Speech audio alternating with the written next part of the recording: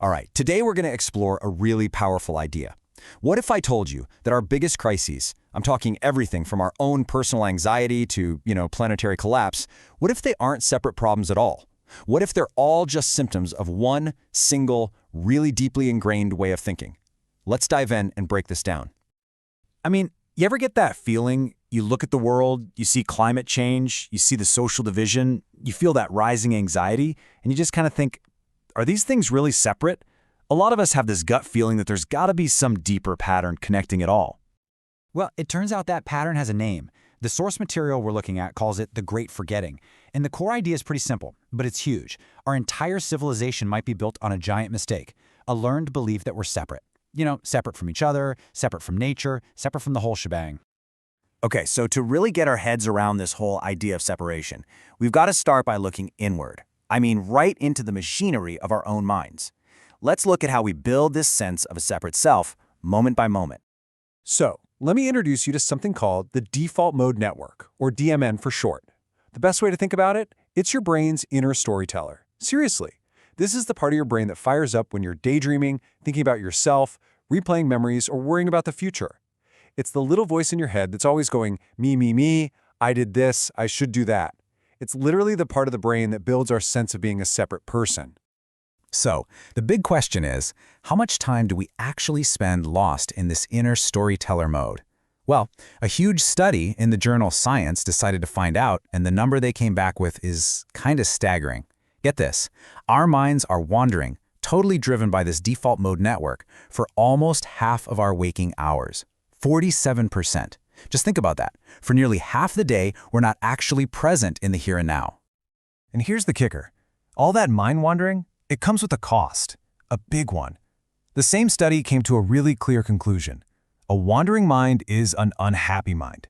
It turns out that when this selfing network is overactive, it's strongly linked to things like depression and anxiety.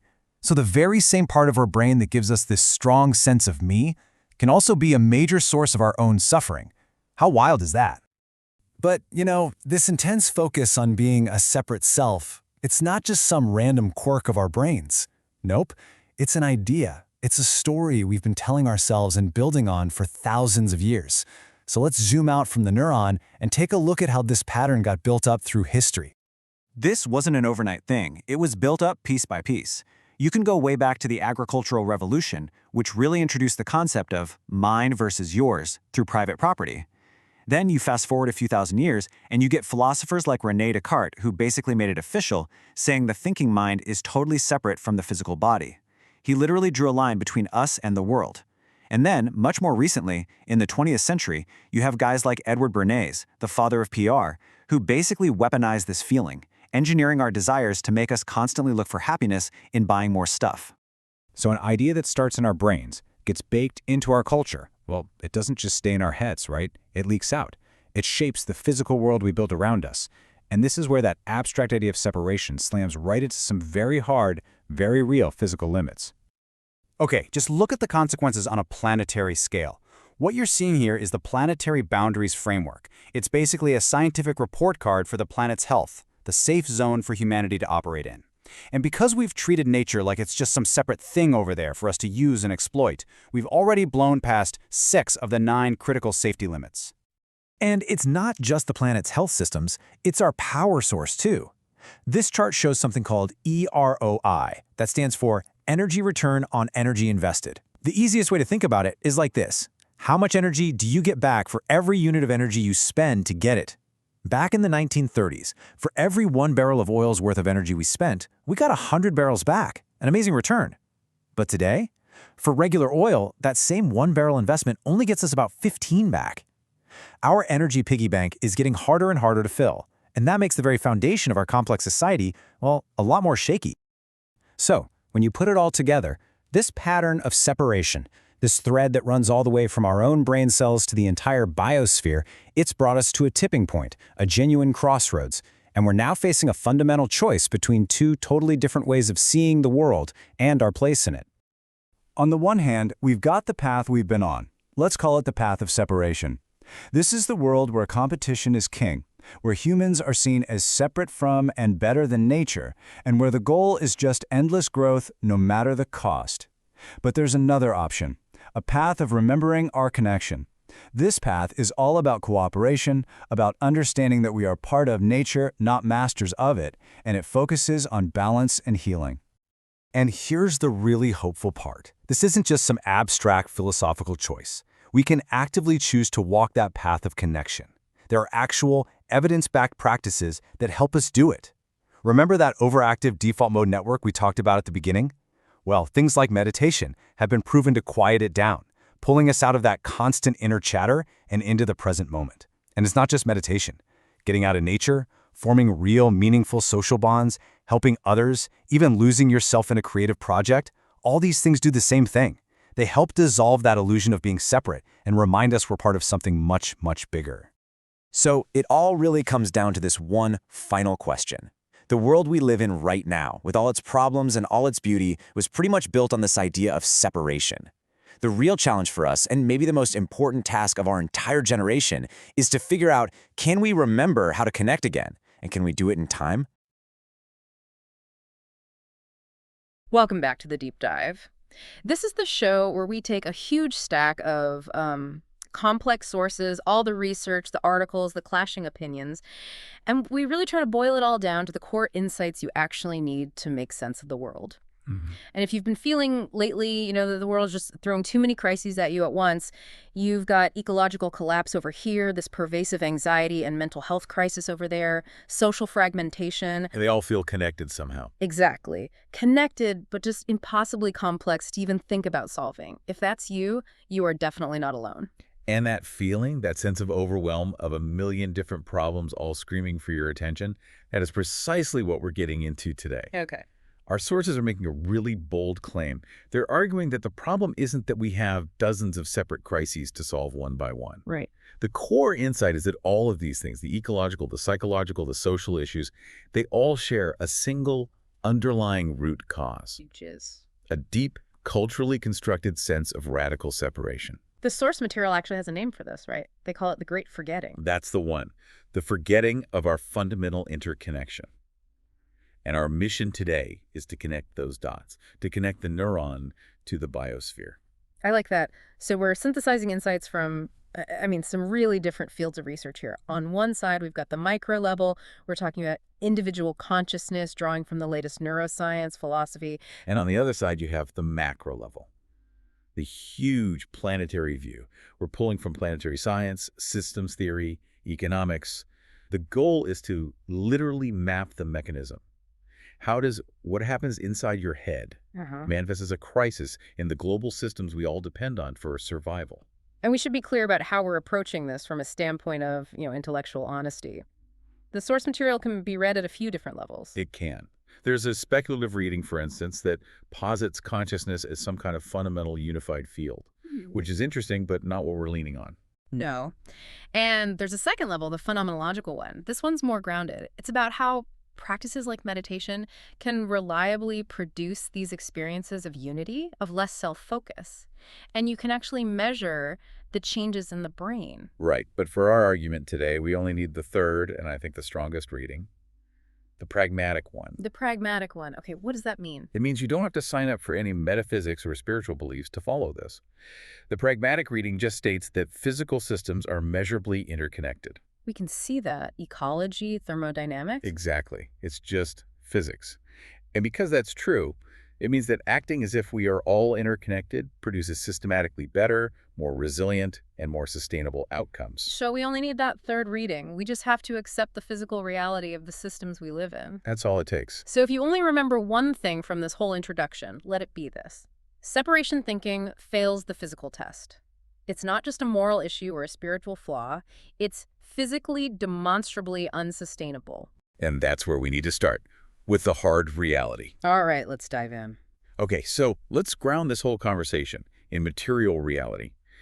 I think we have to start with the urgency that the planet itself is imposing on us. The sources lean very heavily on this framework called planetary boundaries. It was first laid out by researchers like Rockstrom back in 2009, but it got a really critical update just recently, in 2023, from Richardson and his colleagues. Okay, let's unpack this. Planetary boundaries. This defines the safe operating space for humanity. Exactly. And it's important to know these aren't just, arbitrary political targets. Right. They're not like emissions goals that get negotiated. No, not at all. These are hard biophysical thresholds. They represent the limits beyond which the stability of the entire Earth system, the very stability that allowed our civilization to even arise over the last 10,000 years, becomes dangerously uncertain. So you risk abrupt, irreversible changes. It's like the planet's safety manual. A perfect analogy. And we are currently running the machine way outside its recommended limits. So what's the current status? How are we doing? Well, the status that the source material lays out is, frankly, alarming. There's no other word for it. Humanity has now officially transgressed 6 of the 9 defined boundaries. 6 out of 9. 6 out of 9. And these are the big ones. We're talking massive breaches in climate change, of course.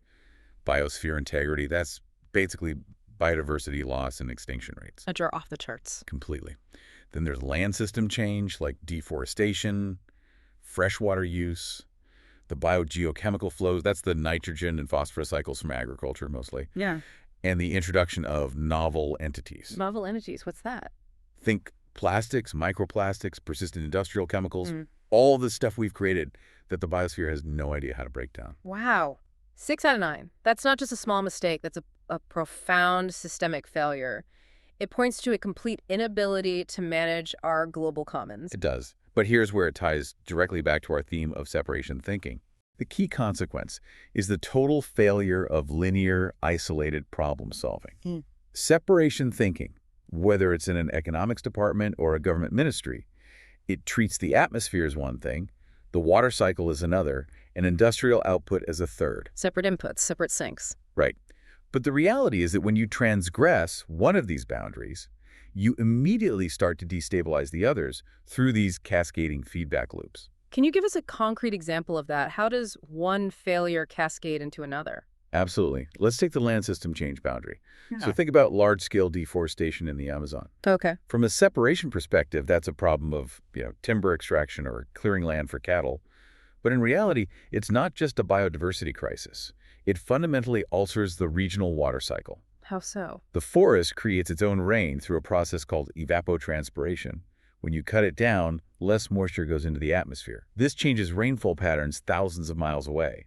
So now you're destabilizing the freshwater boundaries somewhere else. Which then affects agriculture there. Which affects agriculture, which increases the burden on groundwater, which also reduces the planet's ability to soak up carbon, which then makes the climate change boundary transgression even worse. So treating a forest like a separate, isolated resource for one country to exploit leads to these unpredictable exponential problems across the whole global system. You've got it. Linear cause and effect thinking just completely breaks down. It can't predict these connections, let alone manage them. It's the ultimate proof that everything really does affect everything else. And this isn't some fringe idea anymore.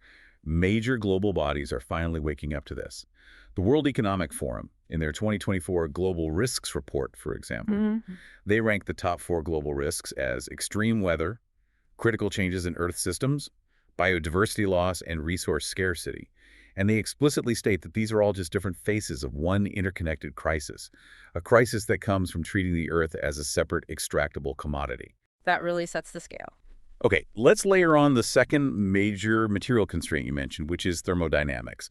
We have to talk about the energy complexity nexus, and the key term here is EREI. Yes, EROEI. It stands for Energy Return on Energy Invested. It's maybe the single most fundamental concept for understanding the physical limits of our civilization, and it's almost always ignored in standard economics. So unpack it for us. What is it asking? It's a very simple ratio. It just asks, for every 1 unit of energy you spend to get more energy, so the energy for drilling, refining, transporting, how many units of usable energy you get back at the end. And this is so critical because our entire complex society, our global supply chains, our hospitals, our data centers, everything, it all runs on a massive net energy surplus. It needs more energy out than we put in. A huge surplus. To give you some historical perspective, the sources point out that the high-quality, easy-to-get conventional oil back in the 1930s had an EROEI of something like 100 to 1. 100 to 1. Wow. You invest 1 barrel's worth of energy, you get 100 barrels back. That incredible cheap surplus was the rocket fuel for the entire 20th century industrial expansion and the complexity of the life we know. And where are we today? Today, conventional oil is hovering around maybe 15 to 1. And the more complex sources, like shale oil or tar sands, can be much, much lower. We're seeing diminishing returns everywhere. So we have to work harder and spend more energy just to stay in the same place. Precisely. And the really crucial analysis here is about the minimum threshold. How much of a surplus do you need just to keep a complex society running? What does the research say that threshold is? The estimates vary, but most research suggests that to maintain the level of complexity we have right now, maintaining roads, running global logistics, funding social programs, we need a sustained EROEI of over 10 to 1 across our whole energy system. And what happens if we fall below that? Well, historical analysis, particularly from Joseph Tainter, shows that when a society's net energy surplus drops too low, he often cites an EROEI below 5 to 1 in his historical examples, you risk what he calls a collapse of complexity. I want to pause on that phrase, collapse of complexity. It sounds terrifying, but it doesn't mean like asteroids and the end of the world. No, not at all. It's a forced simplification. It means we literally can no longer afford the energy to maintain all of our complex, non-essential systems. So what would that look like in practice? It would look like less maintenance on bridges and highways, the contraction of global supply chains back to more regional ones, the inability to sustain incredibly high-tech, energy-intensive medical systems or data infrastructure. Government services would simplify. So societies don't just vanish, they get simpler. They reorganize at a lower, more local and more sustainable level of energy use. Exactly. And this is where the double bind, the real constraint, comes in. This is so important for listeners to grasp. We have this declining EROEI from our legacy fossil fuels, and at the exact same time, we need to make a massive new energy investment to build out a renewable energy system to stop the climate boundary transgression. It's a thermodynamic trap, a race against the clock. It is. That transition is a huge energy sink in itself.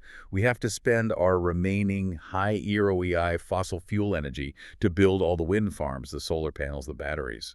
And many of those renewables, while essential, actually have a lower EROEI than the peak fossil fuels that we use to build our civilization in the first place. That's the brutal math of it. Yeah. So this threat of complexity collapse is a direct physical consequence of separation thinking. The failure to cooperatively manage a shared, finite energy budget for the long term, because we were all focused on short-term separate extraction. And that failure to manage shared resources brings us to the third piece of this macro puzzle, or socioeconomic systems, specifically the fragility created by extreme inequality. I mean, the numbers cited in the sources are just staggering. The top 1% of the world's population now owns about 47% of all global wealth. 47%. Meanwhile, the bottom 50%, half of humanity, owns just 2%. And this isn't just an ethical problem, though it is obviously a huge one. You're saying it's a systemic vulnerability. It's a fragility baked right into the system. It is. Because it completely dismantles the social cohesion and trust you desperately need for any kind of large-scale collective action. How does it do that, functionally? Think about it. When you're facing global challenges like climate change or an energy transition that demand shared sacrifice and massive public investment, extreme inequality guarantees that social trust will break. Because people won't cooperate if they feel the system is rigged. Exactly. They won't cooperate if they perceive correctly that the burdens aren't being shared fairly, or that one tiny group is insulated from the consequences while everyone else suffers. That built-in conflict just paralyzes our ability to act at the scale that's required. And on top of that, you have this enormous debt burden. I think the U.S. alone is at, what, $37 trillion? And that debt isn't just a number on a screen. It's a future claim on energy and resources. It begs the question, if we need to invest trillions of dollars right now in a global energy and climate transition, who has the capacity to lead that effort when the major economies are already carrying these monumental debts? So the structural separation between the ultra-wealthy and the indebted majority acts as a paralyzing agent. It prevents the very collective action we need to solve the macro crises. That's the bottom line. The macro-level analysis confirms it from every angle. Separation thinking, nationally, economically, ecologically, is thermodynamically unsustainable and systemically destabilizing. Physical reality is demanding a paradigm shift. Or it will impose one on us, whether we like it or not, probably through that painful path of fragmented reorganization. I think that's right.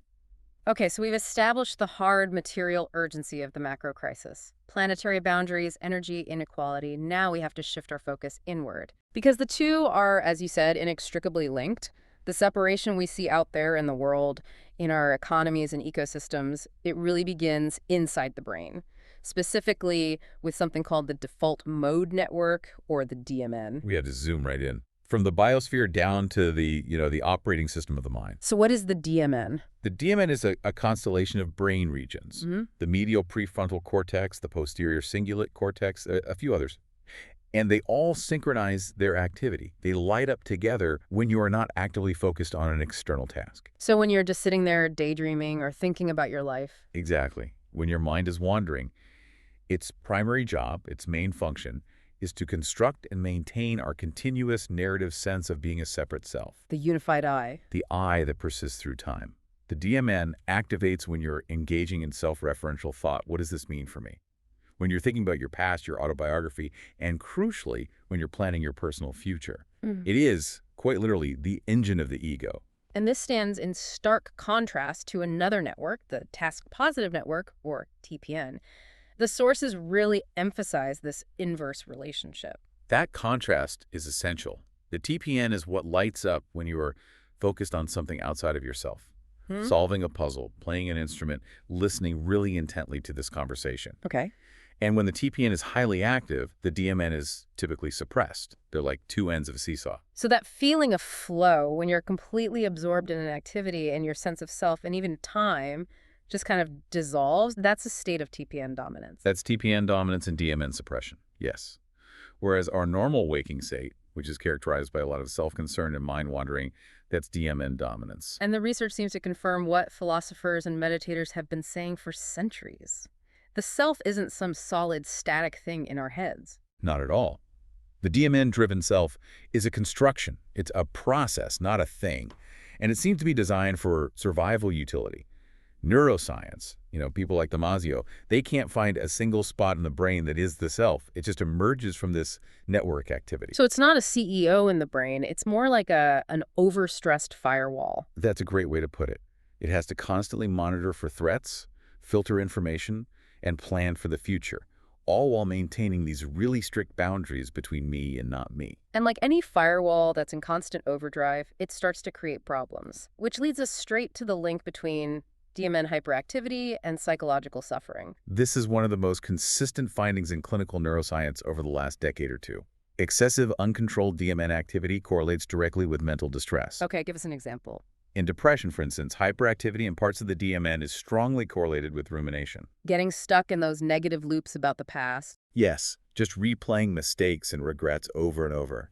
For anxiety, it's the same network, but focused on the future. Right, the constant mental simulation of threats. Exactly. That endless, energy-sapping what-if thinking. Even trauma, like PTSD, profoundly disrupts DMN function, which is why people can feel so disconnected from their own story, their own sense of self and time. But the most striking evidence for me connecting this self-focus to just general unhappiness came from that huge study by Killingsworth and Gilbert. The Wandering Mind study. It's a landmark. They used an app to ping tens of thousands of people in real time as they went about their days. And they found that people spend a shocking 47% of their waking hours with their minds wandering, which is just another way of saying their DMN is highly active and not related to what they're doing. Almost half our lives. Almost half. But here's the kicker. They found that this mind wandering predicts unhappiness. It didn't matter what the person was doing, even if they were doing something enjoyable. If their mind was wandering, they were consistently less happy. So a wandering mind is an unhappy mind. That just hammers the point home. The very system in our brain that's designed to keep us separate and safe is also the primary engine of our suffering when it gets out of control. It's the neurological root of the problem, and its consequences ripple outward from the individual to the entire globe. So this is where it scales up. This excessive self-focus in billions of individual brains aggregates into what the source material calls the echo chamber of separation. The camera de eco. Or the mundo proprio, the self-created world. Right. Explain how that works at a cultural or political level. Well, when the DMN is dominant, it creates this self-reinforcing distortion of reality. Because every single piece of information, every experience, is being filtered through this egocentric lens of, what does this mean for me? It creates what the sources call a reality tunnel. We're each living in our own bespoke reality, tailored to our own fears, desires, and biases. A world of one's own imagination, yes. And when you have billions of people each trapped in their own self-reinforcing reality tunnel, you completely lose the capacity for a shared reality. And a shared reality is the absolute prerequisite for any kind of collective action. Of course. You can't solve a problem together if you can't even agree on the basic facts of what the problem is, let alone what's important. This is the direct mechanism by which individual separation generates collective failure at a planetary scale. It's why political polarization feels so intractable. We're not just arguing about policies anymore. We're arguing from fundamentally different neurologically constructed realities, all fueled by these overstressed DMNs. So we're caught in a neurological trap. What's the way out? What's the empirical counterpoint? If DMN hyperactivity is the problem, what happens when we deliberately practice reducing that self-focus? The evidence here on DMN modulation, particularly through contemplative practices like meditation, is incredibly robust. Okay. Numerous studies, including some foundational work by a researcher named Judson Brewer back in 2011, consistently find that meditation, whether it's concentration or mindfulness, measurably reduces DMN activation. But wait a second. If the DMN is so important for survival, for planning for the future, which we obviously need to do to solve the climate crisis, isn't there a risk in just turning it down? Don't we need it? That is the absolute critical question. And the goal is not to eliminate the self or the DMN. That would be dysfunctional. It's about balance. It's all about balance. The studies show that experienced meditators don't lose their DMN. They gain better attentional regulation over it. And crucially, they show trait changes. This means the effects stick around even when they're not meditating. So they can use it when they need it for planning, but it's no longer the dominant, out-of-control narrator of their lives. Precisely. They turn the overzealous dictator back into an efficient servant. What you see in the brain scans is increased functional connectivity between the DMN and the brain's executive control networks. So the parts of the brain responsible for focus and cognitive control gain a kind of supervisory role over the self-narrator. You got it. It's like you gain the ability to watch the story of me without being completely swept away by it. You realize the narrative is a useful tool, a construct, not the ultimate reality. And what are the behavioral results of that shift? Well, they're striking, and they're directly relevant to the planetary crisis. This reduced self-focus correlates not only with better attention and less anxiety, but also with significantly increased prosocial behavior. More empathy, more compassion. Yes, this is the individual-level pathway out of the Great Forgetting. By transforming the constructed self, you allow for the natural emergence of connection and cooperation. And that is the necessary foundation for any meaningful collective action. Okay, so we've got the macro-level material urgency and the micro-level neurological mechanism. Now we have to trace the history. Where did this powerful, culturally constructed sense of separation actually come from? Right. How do we get here? The historical arc really begins with what the source material presents as a speculative but really compelling hypothesis. The agricultural route. This is the shift, 10 or 12,000 years ago, moving from being nomadic hunter-gatherers to settling down and farming. Exactly. And while it was a massive upgrade in food security, it also introduced these totally new cognitive and material realities that began to select for separation thinking. Let's start with the cognitive change. How did farming change how we think? It was a profound shift in our relationship with time. Hunter-gatherer life is often deeply embedded in the present moment, in the cyclical rhythms of nature. You're responding to what's right in front of you. Right. Agriculture demands a shift to a linear, future-anxious way of thinking. You have to plan for the harvest months in advance. You have to store grain for the winter. You have to constantly worry about future threats like drought or pests or raids. So anxiety about the distant future suddenly becomes a really useful adaptive trait. The mind that worries and plans is the mind that survives. Absolutely. And this created a powerful selection pressure that favored this kind of future-focused, anxiety-prone cognition, which is the very mindset that so easily fuels DMN hyperactivity today. And what about the material changes? Materially, fixed settlements introduce the critical concept of individual or family property. This piece of land is mine. This stored grain is ours. These tools belong to me. You have to accumulate and you have to defend, which formalizes the distinction between self and other, us and them. And once population grows, there's no going back to the old way. You're locked in. You're locked in. So that's the deep root. But then, millennia later, this way of thinking gets formalized, it gets codified in the West. This brings us to the philosophical codification in the 1600s. The Enlightenment. So these thinkers didn't invent separation, but they gave it a kind of metaphysical legitimacy. They built the intellectual operating system for the Industrial Revolution. A perfect way to put it. This is a foundational moment for the modern world.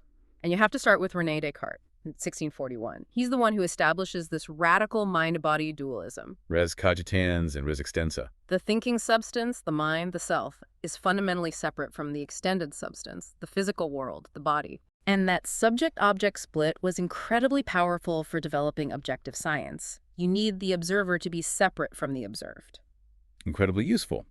But the side effect was that it reified separation. It made the constructed ego feel like a fundamental, isolated, metaphysical truth instead of just a useful analytical perspective. Okay, so Descartes separates mind from body. Who's next? Next, you have Francis Bacon, around 1620.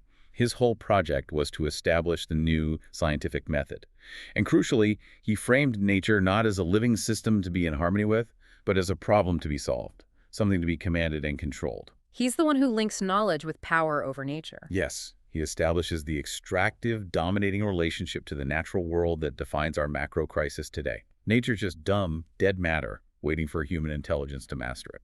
And the third piece of this philosophical puzzle justifies the privatization of all that dumb matter. This is John Locke in 1689. Exactly.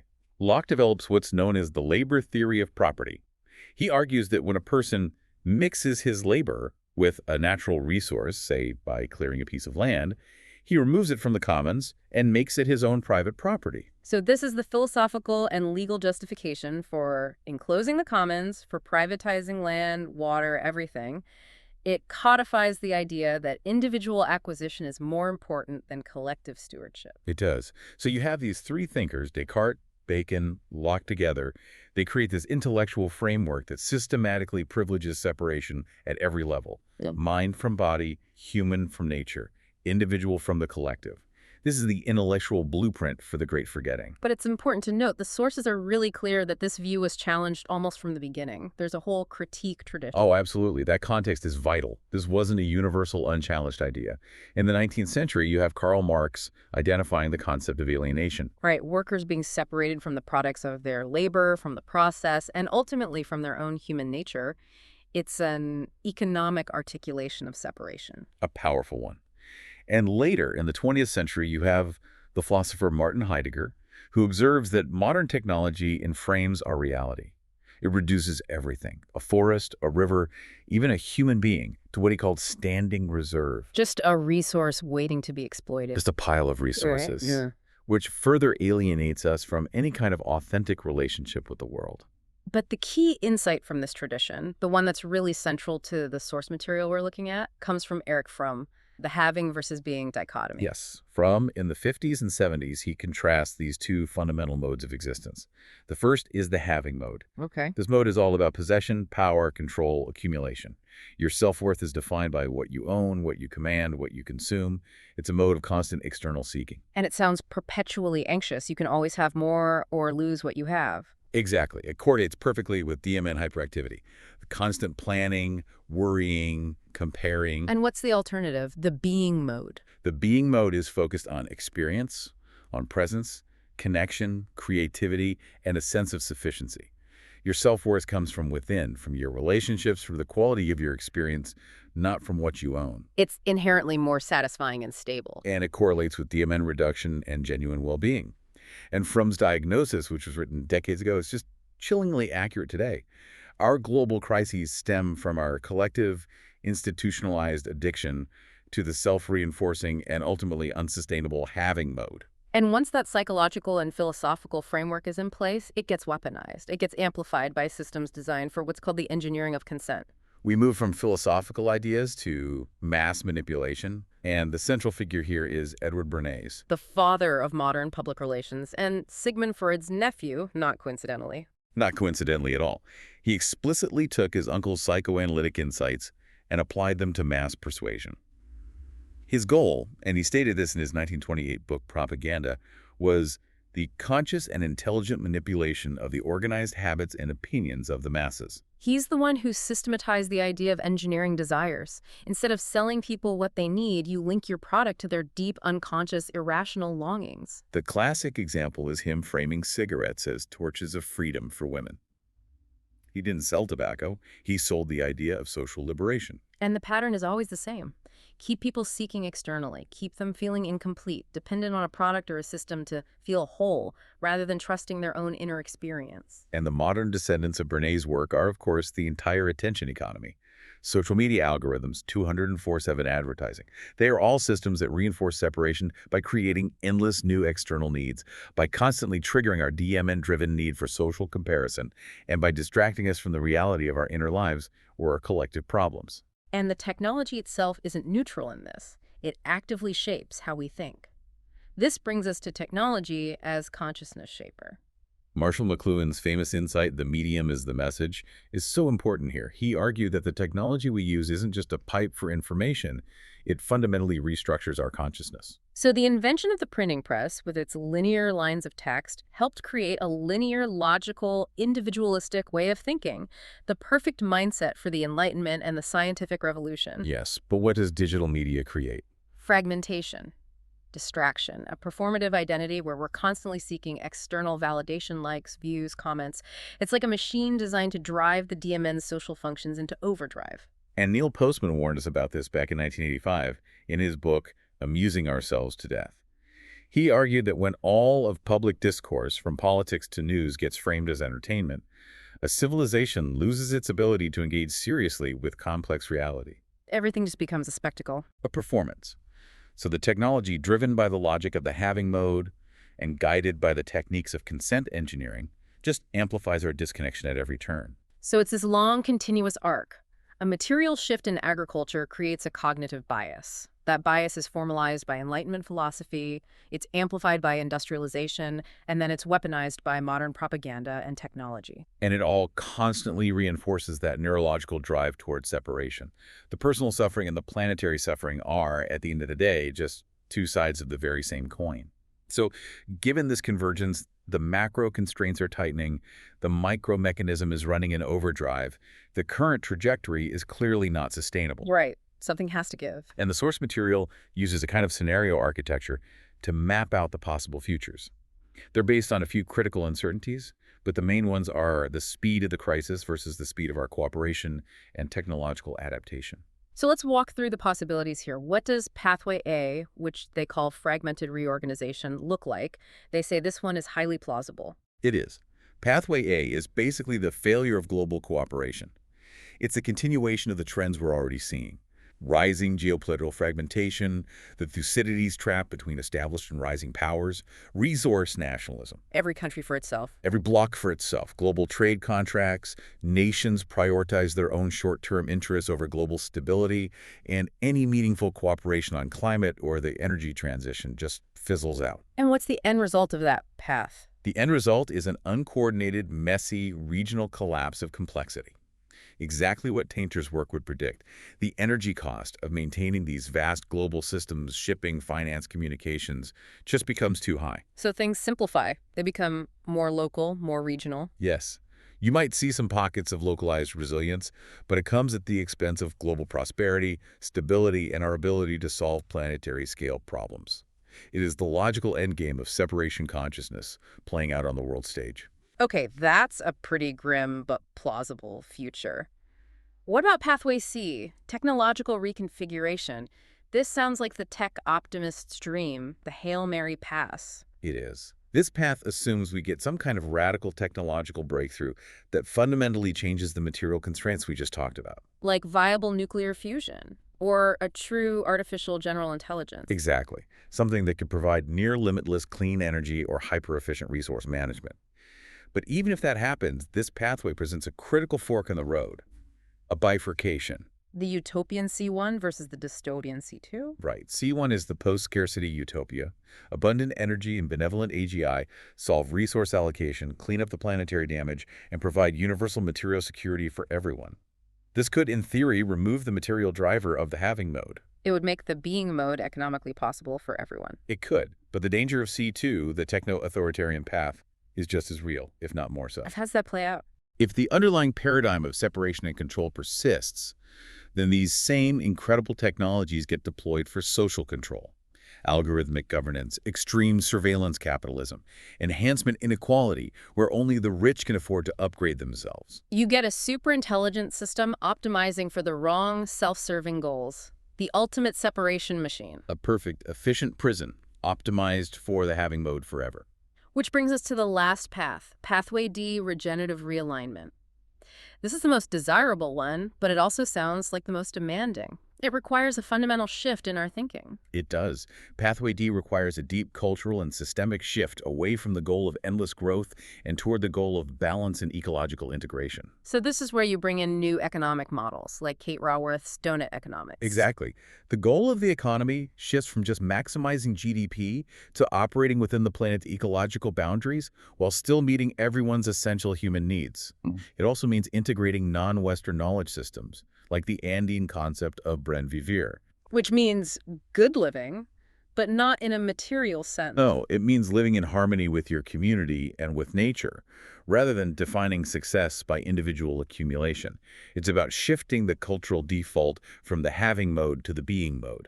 And this necessity of balance is captured by this really elegant statistical metaphor the sources use, the wisdom of the normal distribution. I found this connection just profound, because it unifies this ancient wisdom with modern science. Think about all these ancient philosophies of equilibrium, the Buddhist middle way, Aristotle's golden mean, the Swedish concept of lagom, which means just enough. They all point to the same thing. They're all describing the principle of the normal distribution. They recognize through deep observation that the optimal, most stable, most sustainable states are always found clustered around the center of possibilities. The extremes are inherently unstable. Always. A tree that tries to grow infinitely tall eventually collapses under its own weight. A population that expands infinitely always outstrips its resource base. So modernity's great error was mistaking the extreme for progress. Infinite growth, radical individualism. We mistook the tail end of the distribution curve for the goal. We ignored the wisdom of the mean. And natural systems, they don't tolerate being in the extremes for long. They have feedback loops and tipping points that violently correct back toward the center. So our current macro crisis is just physical reality imposing a forced correction on us. A return to the mean, whether we manage it gracefully or not. And this principle of balance even applies to how we think. The sources critique our society's obsession with a very narrow kind of intelligence. Like what's measured by IQ tests. Right. IQ measures important capacities, analysis, abstraction, linear logic, which were highly valued by industrial society. But the hypothesis is that by optimizing only for those skills, we've created a cognitive imbalance. We've let other crucial capacities like holistic perception, emotional intelligence, and ecological thinking just atrophy. The goal isn't to get rid of analytical intelligence. It's to reintegrate it, to recover that holistic wisdom, which is enabled by reducing that DMN self-focus and combine it with our powerful analytical tools. And that brings us back to the AI thought experiment, because this is where the analysis of the material limits and the structure of our own minds really converge on the potential role of AI as a mediator and guide. The speculation here is really compelling. An AI, which would be free of our human evolutionary bias towards separation, that DMN-driven survival instinct, it might just look at all the data from physics, ecology, systems theory, and conclude something very simple. What's that? It might conclude that the most efficient, most resilient, most logically optimal model of reality is one that treats all phenomena as expressions of radically interconnected systems. So the AI could, in theory, bypass our selfish DMN-driven biases and just show us the objectively best cooperative path forward. It could, but, and this is the biggest but imaginable, this is what separates the utopian pathway C1 from the dystopian C2. The AI doesn't have its own values. It just optimizes for the goal we give it. The value alignment problem. The value alignment problem. If we tell it to maximize profit or to achieve geopolitical dominance, we will get a superintelligent separation machine that will accelerate the crisis beyond our wildest nightmares. We can't project our own capacity for wisdom onto a purely calculating machine. So there has to be a safeguard, a human in the loop. The source material stresses this. We need a human second instance check. The AI must serve as a tool for massive scale analysis, for detecting our own biases, for modeling complex scenarios. But humans have to provide the wisdom. We have to be the ones to set the right goals, informed by that shift into the being mode. It's like in The Hitchhiker's Guide to the Galaxy.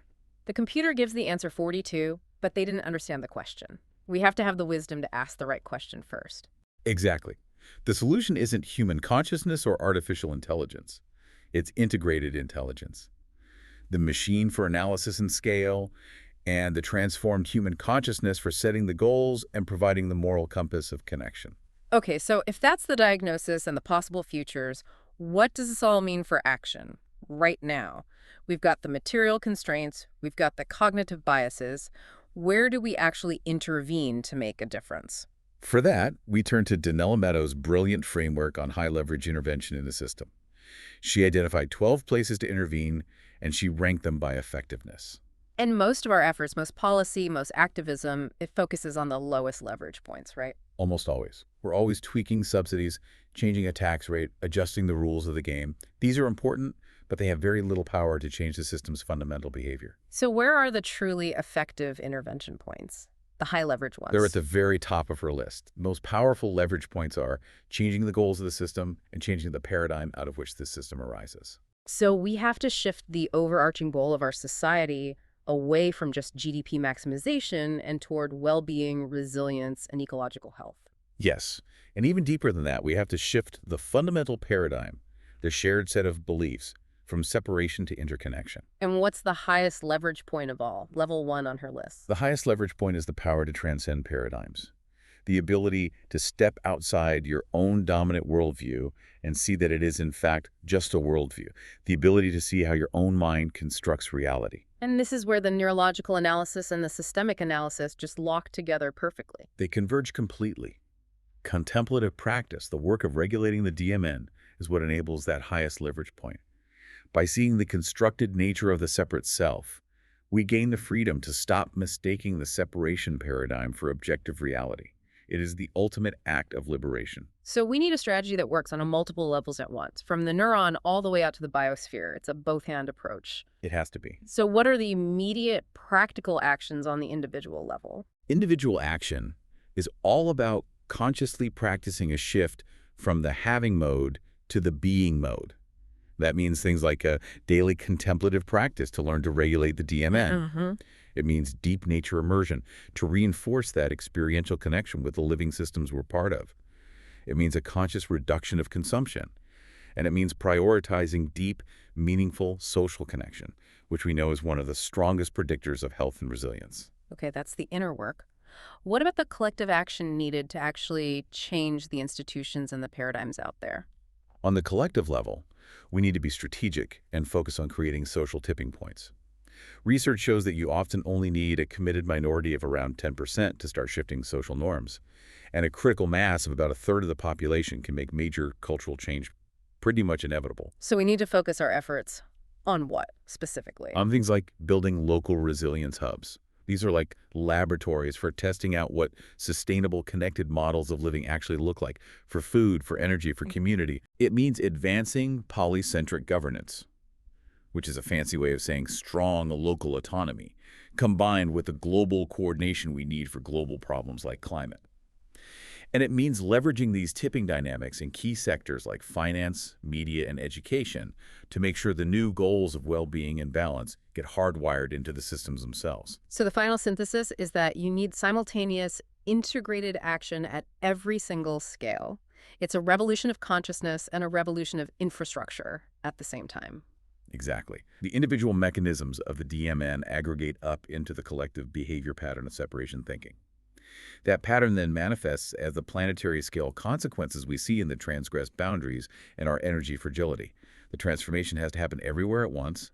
Internal work to shift the paradigm, external work to change the systems, all while the clock is ticking. So after this entire deep dive, where do we land? It feels like we've covered so much ground. We've established the hard physical reality of our interconnection through systems science. We've identified the specific neurological mechanism of separation, the default mode network. And we've traced that long, deep historical arc that codified this great forgetting.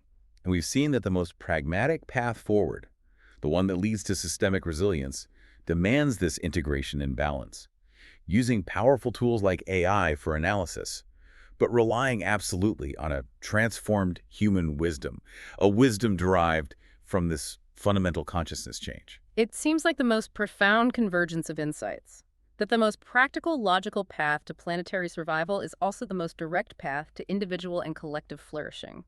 The way to reduce our own suffering is the same as the way to heal the planet. The external crisis truly is a mirror of the internal one. The source material that kicked off this whole exploration started with this kind of philosophical question. Is it really possible for a person to remember a past life?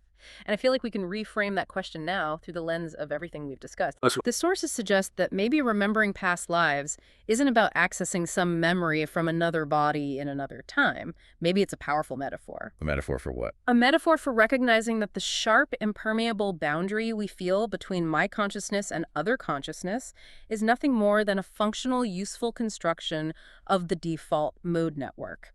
It's the recognition that our deep, profound, foundational sense of being a separate self is contingent. It's modifiable. It's not some ontological truth carved in stone. The realization that the feeling of isolation is an illusion, constructed by an overactive part of our brain. While physical reality, the air we all breathe, the energy systems we all share, the biosphere we all depend on, confirms at every single moment that we are radically and inextricably interconnected. And that leaves us, and you, with the ultimate immediate choice facing all of us, which is framed perfectly by the source's final lines. Will we remember we're not separate before the forgetting becomes fatal?